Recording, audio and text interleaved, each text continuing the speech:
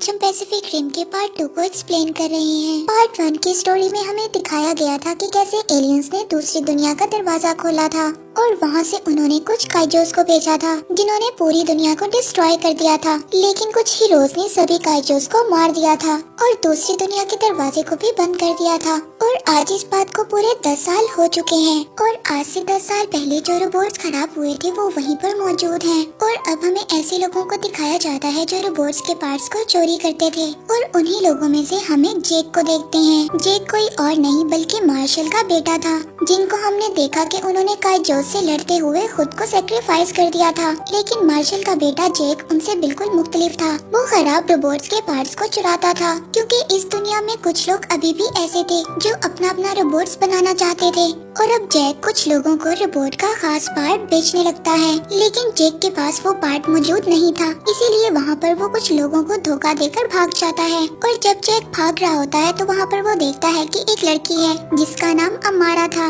और ये लड़की अमारा भी जेक की तरह रोबोट्स के पार्ट्स को चुराया करती थी। और अब अमारा ने उस रोबोट के पार्ट को चुरा लिया था जिसको जेक यहाँ पर चुराने के लिए आया था। लेकिन जेक किसी तरह से अमारा का पीछा करते हुए उसकी वर्कशॉप तक पहुँच जाता है और यहाँ पर वो आकर देखता है कि अमारा ने एक रोबोट तैयार किया है जिसको एक सिंगल पायलट ही चला सकता है। और वहीं पर जेक को अमारा मिलती है। जेक अमारा को बोलता है कि तुम्हें इस रोबोट को बेच देना चाहिए। इससे पहले अमारा उसे कुछ कहती, लेकिन वहीं पर सिक्योरिटी के कुछ लोग आ जाते हैं जो आज भी बड़े बड़े रोबोट्स बनाया करते थे कि अगर एलियंस ने कभी अटैक किया तो वो दोबारा उन रोबोट्स की मदद से उन पर अटैक कर सकें। और इससे पहले ही सिक्योरिटी अमारा और जेक को अरेस्ट करती, अमारा अपने रोबोट में बैठ जाती है और उसके साथ जेक भी बैठ जाता है और ये लोग सिक्योरिटी के सामने से दरवाजा तोड़कर निकल जाते हैं। लेकिन वहीं पर इनके सामने एक बहुत बड़ा रोबोट आ जाता है। अब ये दोनों उस रोबोट से बचने की बहुत कोशिश करते हैं पर वो रोबोट इन्हें एक इलेक्ट्रिक शॉक देकर बेहोश कर देता है। और इसके बाद अब इन दोनों को जेल भेज दिया जाता है। और अब जेल में जेक से माँ को बात करती है। माँ को वही लड़की थी जिसको मार्शल ने अडॉप्ट किया था, यानी कि माँ को जेक की बहन थी और साथ ही वो एक कंपनी की सेक्रेटरी जनरल थी। और ये वही कंपनी थी जो बहुत बड़े रोबोट्स बनाती है और न्यू पायलट्स को ट्रेनिंग देती है। अब माँ को जेक से कहती है कि या तो तुम्हें जेल में ही रहना होगा या फिर तुम्हें ट्रेनिंग सेंटर आकर नए पायलट्स को ट्रेन करना होगा। दरअसल जेक भी एक पायलट था और वो अपने काम में बहुत ही माहिर था। और अब जेक को माको की बात को मानना पड़ता है। और अब जेक और अमारा उस जगह पर आ जाते हैं जहाँ पर न्यू पायलट्स को ट्रेनिंग दी जाती थी। और अमारा को जेक के साथ इसलिए भेजा जाता है क्योंकि अमारा ने अपनी काबिलियत से एक बहुत बड़ा रोबोट बनाया था। और यहाँ पर जेक अपने पुराने फ्रेंड नेट से भी मिलता है जिसका वो पहले को पायलट था। और यहाँ पर कंपनी की एक ऑनर आती है जिसका नाम शाओ था और शाओ के साथ डॉक्टर न्यूटन भी था। अब डॉक्टर न्यूटन वही आदमी है जिसने पिछली स्टोरी में अपने दिमाग को काइजो के दिमाग के साथ जोड़ दिया था और एलियंस के बारे में सभी इंफॉर्मेशन को इकट्ठा कर लिया था। और अब न्यूटन शाओ के साथ मिलकर काम करता था। इन दोनों ने मिलकर बहुत ही एडवांस किस्म के रोबोट बनाए हैं जिन्हें दूर से एक ही पायलट कंट्रोल कर सकता है। और अब शाओ अपने रोबोट्स की प्रेजेंटेशन देती है। वो पूरी दुनिया में अपने रोबोट्स को इंट्रोड्यूस करवाना चाहती थी और इसके लिए उसको माको की कंपनी से परमिशन लेने की जरूरत थी। लेकिन माको उसको परमिशन नहीं देना चाहती थी क्योंकि माको का ये मानना था कि इन रोबोट्स को दूर से चलाया जा सकता है और इनको बहुत ही आसानी से हैक भी किया जा सकता है और वो रोबोट्स दुनिया को डिस्ट्रॉय भी कर सकते हैं। और माको जेक से कहती है कि तुम भी अपने को पायलट नेट के साथ एक रोबोट पर बैठ कर आओ ताकि तुम प्रीशियस के लोगों का वेलकम कर सको। और फिर अगले दिन जिस रोबोट में जेक और नेट थे उस रोबोट को उस जगह पर लैंड करवा दिया जाता है जहाँ पर प्रीशियस के लोगों की मीटिंग थी। और इस मीटिंग के लिए माको भी अपने हेलीकॉप्टर में आ रही थी। और तभी हमें दिखाया जाता है कि पानी से एक बहुत ही बड़ा रोबोट बाहर निकलता है। वो उस रोबोट पर मिसाइल से अटैक करता है जिसमें जेक और नेट थे। लेकिन वो दोनों रोबोट के जरिए साइड पर हो जाते हैं। लेकिन वो मिसाइल एक बिल्डिंग पर लग जाता है और एक हेलीपैड उस बिल्डिंग से नीचे गिर जाता है। इससे पहले वो लोगों पर गिरता नेट और जेक लोगों को बचा लेते हैं। और अब वो रोबोट उस हेलीकॉप्टर पर अटैक करने वाला था जिसमें माको बैठी थी। तभी जेक और नेट उस रोबोट पर अटैक करते हैं जिससे उस रोबोट का निशाना हट जाता है और अब जैक और नेट के रोबोट और दूसरे रोबोट के दरमियान में फाइट होती है। तभी जैक अपने रोबोट में बैठा देखता है कि जिस हेलीकॉप्टर में माको है वो क्रैश होने वाला है और अब वो भागता हुआ रोबोट के जरिए उस हेलीकॉप्टर तक जाता है और जैक उस हेलीकॉप्टर को नहीं पकड़ पाता और वो नीचे गिरकर क्रैश हो जाता है और जैक की बहन माको उस प्लेन के क्रैश होने की वजह से मर जाती है और अब वो रोबोट जो पानी से निकला था वो देखता है कि आसमान पर कुछ और रोबोट्स भी आ गए हैं जो उससे फाइट करना चाहते हैं। इसीलिए वो रोबोट फिर से पानी के अंदर चला जाता है और अब जैक अपनी बहन माको के मरने की वजह से बहुत ही ज्यादा उदास हो गया था और उसको पता चलता है कि माको ने मरने से पहले एक लोकेशन को भेजा था और फिर जब वो कंपनी के लोग उस लोकेशन को डिकोड करते हैं तो उन्हें पता चलता है कि ये लोकेशन एक रशिया में है जहाँ पर कुछ नए रोबोट्स को बनाया जाता है।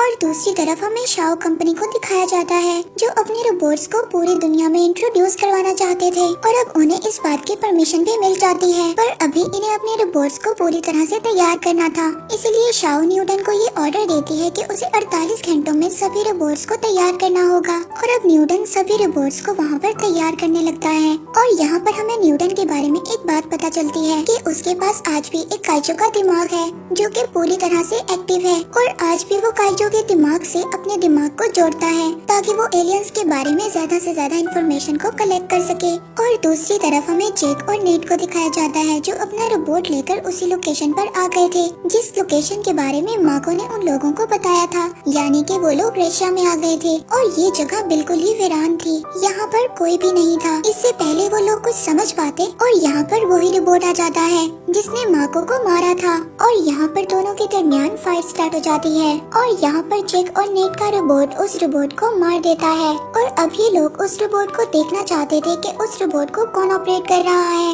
और अब जब वो उस रोबोट के हेलमेट को उतारते हैं तो उन्हें पता चलता है उस हेलमेट के अंदर कोई इंसान नहीं बल्कि एक काइजो का दिमाग था जो उस रोबोट को कंट्रोल कर रहा था। और अब इस बात को देखकर जैक और नेट दोनों बहुत ज्यादा हैरान हो जाते हैं। अब उस काइजो के दिमाग को लैब के अंदर लाया जाता है और यहाँ पर लैब में टेस्ट कर बताया जाता है कि ये काइजो का कोई असल दिमाग नहीं है बल्कि इसको उसके सेकेंडरी दिमाग से ग्रो किया गया है, वो भी अर्थ पर, यानी कि ये इंसानों का काम है। दूसरी तरफ हमें अमारा को दिखाया जाता है जो उस रोबोट के टेस्ट के लिए अंदर गई थी और यहाँ पर अमारा को पता चलता है कि इस रोबोट को उसी कंपनी ने बनाया है जो पूरी दुनिया को ऑटोमेटिक रोबोट सप्लाई करने वाले हैं, यानी कि इस रोबोट को शाओ कंपनी ने बनाया है। और अब अमारा ये सारी इन्फॉर्मेशन जैक को दे देती है और दूसरी तरफ हमें शाओ कंपनी को दिखाया जाता है जिसने अपने सभी रोबोट्स को लॉन्च कर दिया था और यहाँ पर शाओ कंपनी के जितने भी रोबोट्स थे वो पूरी तरह से बदलने लग जाते हैं क्योंकि इन रोबोट्स के अंदर कोई और नहीं बल्कि काइजो का दिमाग था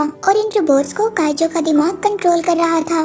और अब शाओ कंपनी के जितने भी रोबोट्स थे वो काइजो रोबोट्स बन चुके थे और अब ये रोबोट्स पूरी दुनिया को डिस्ट्रॉय करना चाहते थे। वो हर सिटी में जाकर अटैक कर रहे थे और दूसरी तरफ न्यूटन का एक साथी न्यूटन के पास जाता है जहाँ पर उसको पता चलता है कि न्यूटन का दिमाग अब काइजो कंट्रोल कर रहे हैं। जिस तरह हमें दिखाया गया था कि पिछली स्टोरी में न्यूटन ने अपने दिमाग को काइजो के दिमाग के साथ जोड़ा था और अब इसी तरह काइजो ने भी न्यूटन के दिमाग को अपने साथ जोड़ लिया था और अब न्यूटन के दिमाग को एलियंस ने पूरी तरह से अपने कंट्रोल में ले लिया था और न्यूटन ने यहाँ पर जितने भी रोबोट्स बनाए थे वो सब काइजो ने ही बनवाए थे। और साथ ही हमें यहाँ पर ये बात भी पता चलती है कि माको के मरने के पीछे भी न्यूटन का ही हाथ था। न्यूटन ने ही उस रोबोट को तैयार किया था जिसमें काइजो का दिमाग था। उन काइजो एलियंस ने माको को इसलिए मरवाया था ताकि शाओ कंपनी को पूरी दुनिया में रोबोट सप्लाई करने की परमिशन मिल सके।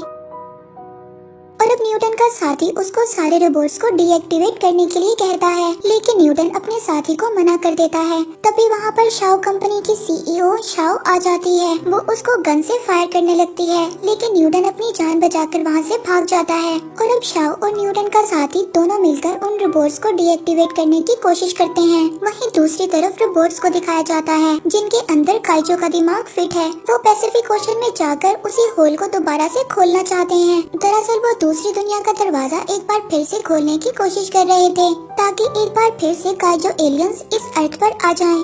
और इस अर्थ को पूरी तरह से डिस्ट्रॉय कर उस पर कब्जा कर लें। और अब एलियंस उस रास्ते उस पोर्टल को खोल देते हैं जहाँ से काइजो निकलना शुरू हो जाते हैं।